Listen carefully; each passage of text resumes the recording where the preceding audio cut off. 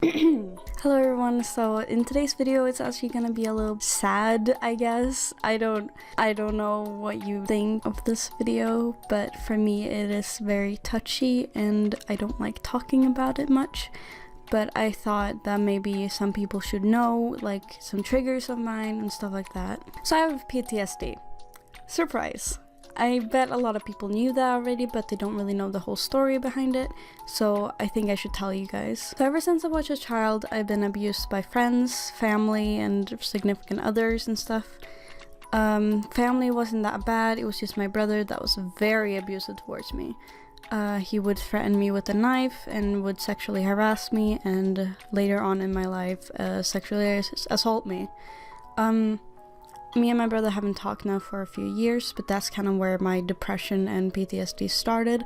I don't remember anything really from that period of my life because it was so dark, but I started my life very dark and not in the best place. Don't get me wrong, I have an amazing family. I love my family. I love my mother, my dad, everything about them, but they used to be not good parents at all.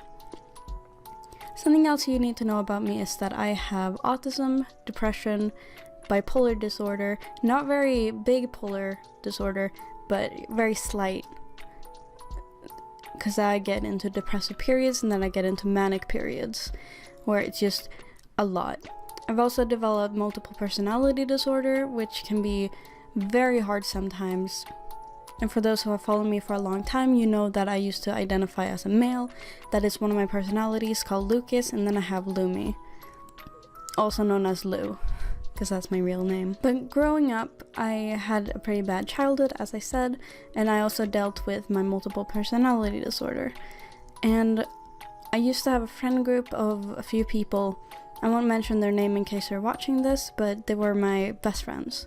And there I met a girl called Amanda. She helped me through everything. I lost my best friend that year, and she was just there to help me with it. She was always there for me, always supportive, and later on we started dating. I identified as a male at the time, and she was completely straight.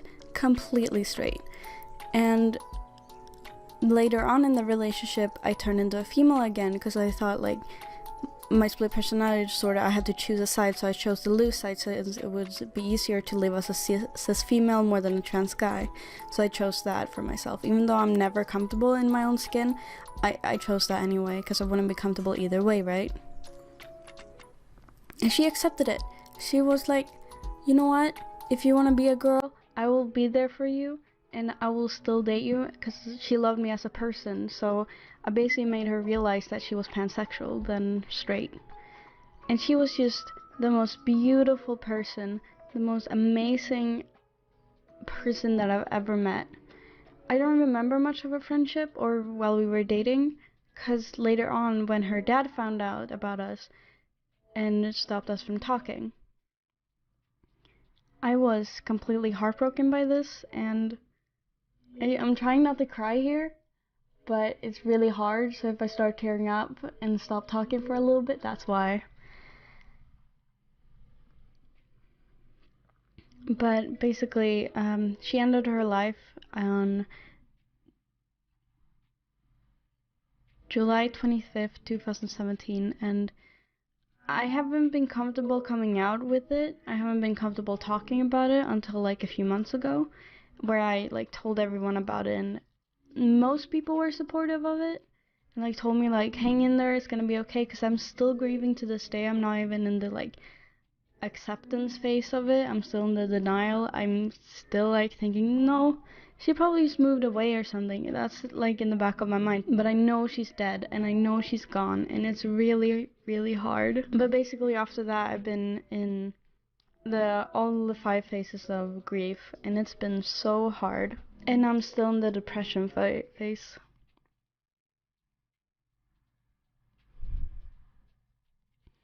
And I don't remember anything of that night when I got the message. Her parents didn't even message me. It was her friend, her best friend, that messaged me. And we were in an argument at the time when she was going to do it, so she didn't say anything to me. And the thing that hurts me the most is that her last words about me was that she hoped I was happy that she was going to die. She seems like the most horrible person when I say that, but she wasn't. She had very bad anger issues where she would get really mad and say really disgusting things. But I never blamed her for it, because that was just who she was. Okay, I had to take a break because it was getting too sad, but basically what I wanted to say is that after that I've been dealing with a lot of PTSD attacks, and things like suicide, rape, sexual assault really triggers it. And like, it's not good to mention those things to me, so if you're a friend of mine, please don't mention those things. But how I deal with it is just like, every time I get reminded of it, I just think of the good times and like just push it away a little bit. I know it's not healthy to like bottle things up, but I do that quite a lot. And yeah, so I had to cut it there because I was crying a lot. I'm still crying, but you know, this is a really hard video for me to make.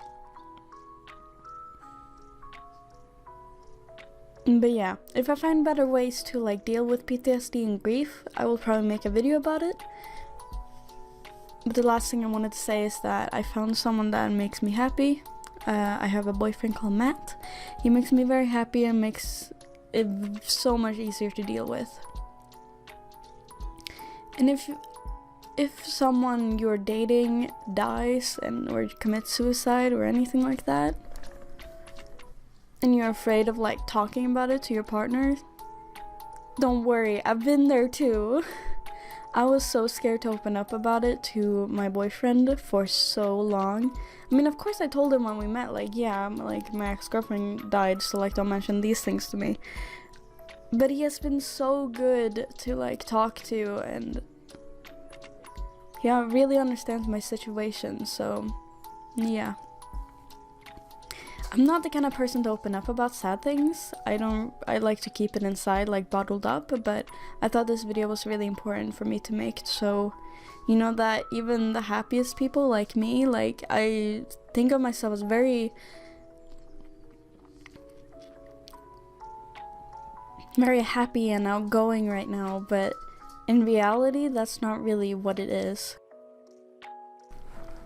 Because I cry, I get sad, I'm dealing with my own problems and stuff, so like, if you're dealing with your problems, then please, feel free to rant about it to me in DMs. I will accept it, and I won't blame you for it, or like, judge you, because I'm not that kind of person. So if you ever need someone to like, ball your feelings with, then I'm here for you.